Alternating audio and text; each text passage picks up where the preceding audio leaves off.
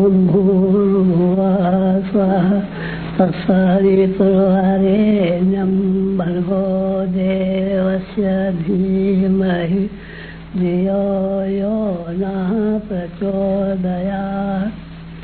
भाइयों देवियों, समय सभी के पास है, उसको ठीक मौके को कोई कोई समझ पाते हैं और कोई कोई देख पाते हैं।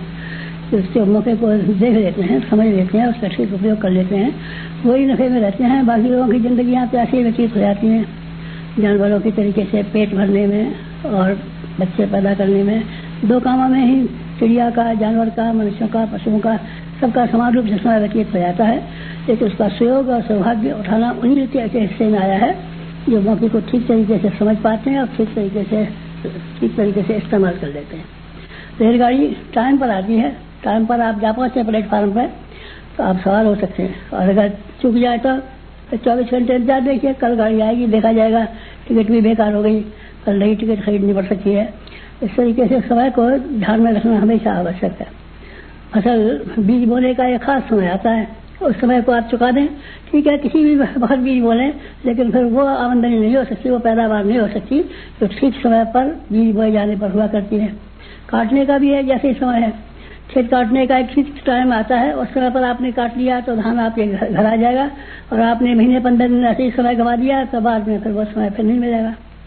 जिंदगी में बहुत से मौके ऐसे आते हैं, जैसे आपके पड़ोस में किसी की मृत्यु हो गई है और वहाँ का बुलावा आया है कि हमारे घर में गमी हो गई है, जरा शमशान घाट तक चलिए। कहने का नहीं साहब, इस समय तो टाइम नहीं है, फिर परसों देखा जाएगा, परसों आएंगे। बस वो जिंदगी भर ख्याल रखेगा कि हमारे घर में हमारी माता जी की मृत्यु हुई थी और ये नहीं आए। जिंदगी भर में ये कलंक आपके ऊपर लगा ही रहेगा। फिर आप समय चुक जाने पर उसको पूरा कर नहीं पाएंगे। किसी के यहाँ ब्याह शादी हो, हमारे यहाँ ब्याह शादी में सब मेहमान आए हैं, आप भी आइए। अरे साहब 15 दिन बाद आएंगे, इस वक्त तो हमें छुट्टी नहीं है, इस वक्त तो हमें काम है। ठीक है, फिर आप जिंदगी भर के लिए कहना हो जाएगा कि आप ब्याह के मौके पर नहीं आए थे। घर में बच्चा पैदा होता है, सारे घर वाले, पड़ोसी, महिलाएं सब इकट्ठी हो जाती हैं और देखती हैं कि बहू को कोई परेशानी न पैदा हो जाए। समय पर जब यहाँ पहुँचते हैं तो ठीक है, बच्चा पैदा हो गया, बच्चा होने के बाद में अरे साहब हमने तो खबर तो गई थी पर हम सो गए थे, फिर आ जाए नहीं। समय की बड़ी बात है, समय की बड़ी कीमत है। समय पर सही काम कर लेना मनुष्य की सबसे बड़ी बुद्धिमानी और सबसे बड़ी खुशहाली है। आपके लिए भी ये समय है, खास समय है। इस समय को अगर आप पहचान लें और उसका ठीक उपयोग कर लें तो आप समझिए आप बड़े भाग्यवान निकले और आपने अपने जीवन को सार्थक कर लिया। समय रूपी संपदा को पाकर के आप निहाल हो गए। अगर आप मौके को समझ नहीं पाए, देख नहीं पाए और किस समय पर क्या करना चाहिए इस बात को आपने भुला दिया तो आपको पश्चाताप के अलावा और कुछ हाथ लगने वाला नहीं है। ये बड़ा कीमती समय है। कैसा कीमती समय है? ऐसा कीमती समय है कि एक बार रामचंद्र जी के ऊपर मुसीबत आई और उन्होंने बंदर से कहा था, हनुमान जी से कहा था, सुग्रीव से कहा था, भाई हमारी मदद करो। हनुमान जी चले गए मदद करने के लिए रामचंद्र जी की। कहता हनुमान जी बंदर सुग्रीव के यहाँ नौकरी करते थे, किसी तरीके से अपना गुजारा करते थे, लेकिन जब रामचंद्र जी के पुकारने पर चले गए, मौके को उन्होंने पहचान लिया तो क्या परिणाम हुआ? फिर वो ऐसे बड़े हो गए जैसे सारी जिंदगी भर में कभी नहीं थे। उन्होंने पहाड़ को उखाड़ा, उन्होंने समुद्र को लांघा, उन्होंने लंका को जलाया, उन्होंने राम राज्य की स्थापना के लिए सारे का सारा जीवन लगाया और अपने आप में धन्य हुए और उनकी पूजा जिंदगी भर हो पाती। तो उस समय हनुमान जी चूक गए होते और रामचंद्र जी को ये कह दिया होता साहब इस समय तो फुर्सत नहीं है, साल भर बाद देखा जाएगा, अभी तो हमको नौकरी से छुट्टी नहीं मिल रही है, अभी तो लड़की का ब्याह भी नहीं हुआ है, अभी तो ये काम खाली पड़ा हुआ है। तो हनुमान जी इस मौके को चुका देने के बाद में सुग्रीव के यहाँ नौकरी ही करते रहते और बंदर के बंदर ही बने रहते। फिर हनुमान जी देवता के रूप में फिर शायद प्रकट हो पाते। मौके का लाभ उठा लिया, उन्होंने उठाया और किसने उठाया और ढेरों ने मौके का लाभ उठाया। मौका कौन सा होता है? मौका उसे होता है जब भगवान पुकारता है और सामान्य समय वो होता है जब मनुष्य भगवान को पुकारता है। मनुष्य भगवान को पुकारता रहता है, पैसा दीजिए, बाल बच्चे दीजिए, मुकदमे में से छुड़ा दीजिए, झगड़े में से मिटा दीजिए, बीमारी दूर कर दीजिए। ये मनुष्य अपनी मुसीबत के लिए भगवान को पुकारता रहता है। ठीक है, भगवान को दिया भी करता है, ये बात नहीं कि मना ही कर देता हो। भिखारी हमारे दरवाजे पर आते हैं तो हमेशा मना नहीं कर देते, किसी को कुछ रोटी दे देते हैं, किसी को पैसा दे देते हैं, कुछ दे करके कुछ को विदा कर देते हैं। लेकिन एक मौका ऐसा भी आता है जब मांगने के लिए कोई बड़ी शक्ति आती है, शक्ति के जब बड़ी शक्ति आ जाए तो दे देने के बाद में सब धन्य हो जाता है। दशरथ जी के यहाँ विश्वामित्र आए, क्यों आए? मांगने के लिए आए। क्या मांगने के लिए आए? बच्चे मांगने के लिए आए। उन्होंने कहा यज्ञ की रक्षा के लिए हमको बड़ी आवश्यकता है। स्वयं विश्वामित्र राक्षसों से लड़ सकते थे, राजा थे, वो भी राजा थे, उन्होंने सैकड़ों लड़ाइयाँ लड़ी थी अपनी जिंदगी में। वो स्वयं ही राक्षसों को मार सकते थे और स्वयं को नहीं मारा, क्योंकि ऋषि का धर्म अलग है। ऋषि को अपने आप को मानसिक संतुलन बनाए रहना चाहिए, ऋषि को अपनी क्षमाशीलता कायम रखनी चाहिए। लेकिन राक्षस से लड़ने के लिए तो कोई चाहिए, उसके बिना तो काम नहीं चलेगा ना। ऋषि नहीं लड़ेगा तो दूसरे तो लड़ेंगे। उनको ले जाने के लिए विश्वामित्र आए। दशरथ जी के मन में पहले तो ये हुआ कि हमारे बच्चे हैं, हमारे हैं, ये हम कमाई खिलाएंगे, बड़े होंगे और हमारे पास रहेंगे और हम घर देखेंगे, राजपाट संभालेंगे, तो हम ऋषि के यहाँ जाए। ठीक है, उनकी समझदारी ने उनको कहा कि नहीं, आप भेज दीजिए, समय है। विश्वामित्र मांगने के लिए आए हैं, बार बार ये नहीं आएंगे। इनको सिपाही तो कहीं और से ही मिल जाएंगे, राजा तो कोई और भी सहायता देने के लिए मिल जाएंगे, लेकिन आप जिस वक्त अपने बच्चों को देकर के धन्य बन सकते हैं, ये फिर दोबारा मौका नहीं आएगा, इसलिए आप खुशी से दे दीजिए। ये गुरु वशिष्ठ ने उनको सलाह दी और राजा दशरथ ने अपने दोनों बच्चों को विश्वामित्र के हवाले कर दिया। परिणाम क्या हुआ? परिणाम ये हुआ कि विश्वामित्र के आश्रम में जाने के बाद में बला और अचवला विद्याएं सीख करके आए। धनुष शंकर जी का, जिसको तोड़ना बहुत मुश्किल था, परशुराम जी नाराज हुए थे कि हमारे गुरु का धनुष किसने तोड़ दिया। उस धनुष को तोड़ने में रामचंद्र जी सफल हुए और सीता का विवाह करने में रामचंद्र जी सफल हुए और लंका का विनाश करने में, सारी असुरता को निवारण करने में रामचंद्र जी सफल हुए। राम राज्य की स्थापना में रामचंद्र जी सफल हुए। ये कैसे हुए? राजकुमार रहे होते तो शायद उनसे न हो पाता। विश्वामित्र की शक्ति और दशरथ जी की बुद्धिमानी कि ठीक समय पर अगर किसी ठीक काम के लिए अपने बच्चे तक देने पड़े तो क्या हर्ज की बात है। ऐसा ही उन्होंने किया और रामचंद्र जी निहाल हो गए, दशरथ जी निहाल हो गए, विश्वामित्र जी निहाल हो गए, रामायण लिखने वाले वाल्मीकि जी और रामचंद्र जी निहाल हो गए और हमारा आप सब निहाल हो गए। भगवान राम का नाम राम लेकर के पार होते हैं। अगर वो विश्वामित्र के यहाँ नहीं गए होते और उन्होंने अपनी अयोध्या में ही समय काटा होता, राजकुमारी बने रहे होते और नाती पोतों को खिला रहे होते तो रामचंद्र जी का शायद हमारा आप नाम ले पाते कि नहीं ले पाते। संभव है उनके मंदिर बनाते भी कि नहीं बनाते, शायद रामायण लिखी जाती कि नहीं लिखी जाती। तो मौका था जिसको कि राजा दशरथ ने भी पहचान लिया और गुरु वशिष्ठ ने भी पहचान लिया और राम लक्ष्मण ने भी पहचान लिया, सबने पहुंचा दिया। उस मौके का ठीक लाभ उठा लिया गया। लाभ उठाने का परिणाम है कि सब धन्य हो गए। एक बड़ा काम हुआ। और क्या और भी हुआ? क्या क्या हुआ? बहुत गजब की बात हुई। ढेर आदमी थे, राजा इंद्र, उनके पास महर्षि ऋषि के पास हड्डियां मांगे आए। उन्होंने हड्डियां निकाल के दे दी। ठीक मौका देखा कि हड्डियां तो देनी पड़ती हैं, बुखार में आदमी मर जाते हैं, एक्सीडेंट में कई बार मोटरों के आगे आ जाते हैं, रेलगाड़ियों के आ जाते हैं, हड्डियों का चूरा निकल जाता है, रोज घटनाएं होती हैं बीच आदमियों की। लेकिन ऋषि जी ने खुशी ठीक मौके पर ऊंचे उद्देश्य के लिए अपनी हड्डियों को प्रदान कर दिया। उसका परिणाम बहुत शानदार हुआ। क्या शानदार हुआ? महर्षि ऋषि धन्य हो गए, राजा इंद्र धन्य हो गए और वृत्तासुर से मुसीबत से सारी दुनिया अपने आप को तान पाने के बाद में धन्य हो गई, देवता धन्य हो गए। ऋषि ने ठीक मौके पर ठीक काम किया। और कौन सी घटना बताइए? मैं आपको कौन सी घटना बताऊं जिन्होंने सही समय पर सही काम किए हैं। एक थे रामकृष्ण परमहंस। वो एक लड़के के पास गए, उसके यहाँ आया करता था बार बार, तो उनके यहाँ जा पहुंचे। उन्होंने कहा, नरेंद्र, इस वक्त मुझे बहुत सख्त जरूरत है, तू इम्तिहान देने में लगा हुआ है, पढ़ाई में लगा हुआ है और मेरा कितना काम अर्ज हो रहा है तेरी समझ में नहीं आता। तो ने कहा, स्वामी जी तो मैं आपके साथ चलता हूँ, आप जहाँ कहीं भी लगा देंगे वहीं जा पहुँचूंगा। विवेकानंद स्वामी रामकृष्ण परमहंस के पास चले गए। विवेकानंद गए थे नहीं, रामकृष्ण परमहंस लिवाने के लिए आए थे, कहने के लिए आए थे, दोस्त हमारे साथ चल, हमारा बहुत जरूरी काम पड़ा हुआ है। भगवान भी मांगने आते हैं कई बार। इंसान तो मांगते ही रहते हैं भिखारियों की तरीके से, हमको ये दीजिए, वो दीजिए, ये दीजिए, वो दीजिए। लेकिन कभी कभी ऐसे मौके भी आते हैं जब भगवान मांगने आते हैं। राजा बलि के यहाँ भगवान मांगने गए थे, आपको मालूम है कि नहीं मालूम है? राजा बलि गए थे तो बलि बड़ा बैठा रहा सिंहासन पर और भगवान बलि के रूप में, छोटे से होकर के बच्चे के रूप में, बौने के रूप में गए थे। भगवान छोटे रह गए और बलि बड़े रह गए। मांगने के लिए जो कोई जाता है छोटा हो जाता है, देने वाला बड़ा हो जाता है। इसी तरह के मौके कितने सारे के हुए। चाणक्य ने भी ऐसे किया था। चंद्रगुप्त को तलाश करने के लिए आए थे और उसके घर जा पहुंचे थे और कहता, बेटा हमारा बड़ा काम अर्ज हो रहा है, यह चक्रवर्ती शासक बनाना है और भारत को बहुत ऊंचा उठाना है। हमारे उद्देश्य के लिए, बड़े काम के लिए जीवन को लगा। अगर उसने चंद्रगुप्त ने कहा होता अरे साहब मुझे नौकरी करनी है और अपनी शादी करनी है और अपने बाल बच्चे करने हैं, दुकान चलानी है, तो अब संभव है। न वो मौका चंद्रगुप्त को आया होता, न वो मौका चाणक्य को आया होता, न वो भारत भूमि को सौभाग्य मिला होता। सौभाग्य इसीलिए मिला कि उन्होंने ठीक मौके पर ठीक बात को पहचान करके अपने आप को ठीक तरीके से समर्पित कर दिया। और कौन कौन की घटना है, मैं ढेरों घटना सुना सकता हूँ, ढेरों घटना सुना सकता हूँ। कौन कौन की घटना सुनाएंगे आप? चलिए मैं अभी और सुनाता हूँ। रामदास ने एक लड़के को पकड़ लिया जो घूम रहा था।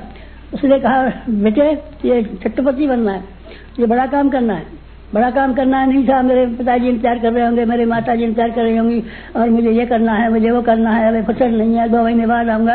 अगर ये बहानेबाजी बनाई होती तो शिवाजी को ये सौभाग्य नहीं मिला होता जो उनको उस जीवन में मिला।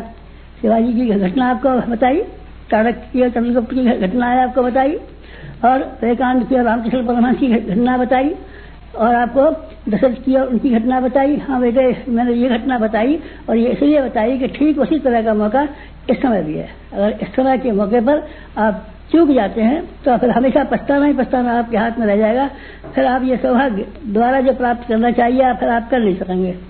अभी अभी जो काम हुए थे आपको मालूम है ना, राम रावण के में गिलहरी ने कहा था, तो गिलहरी ने देखा ये ठीक मौका है, रामचंद्र जी को कोई जरूरत पड़ी हुई है, रामचंद्र जी पर मुसीबत आई हुई है, रामचंद्र जी की इच्छा है, इसीलिए मुझे जाना चाहिए, उनकी मदद करनी चाहिए। गिलहरी ने अपने बालों में बालू भर के बखेरना शुरू कर दिया समुद्र में और गिलहरी धन्य हो गई। गिलहरी की गाथा सब गाते हैं, गिलहरी के रामायण में मुख्य हो गई। गिलहरी के फोटो छपते हैं, गिलहरी के वंशज और औलाद के पीठ पर काले निशान पाए जाते हैं, तो रामचंद्र जी के हाथ के फिरने की वजह से बने थे। ये कैसे हो गया? ठीक समय पर ठीक काम को उन्होंने किया। और किन किन ने किया?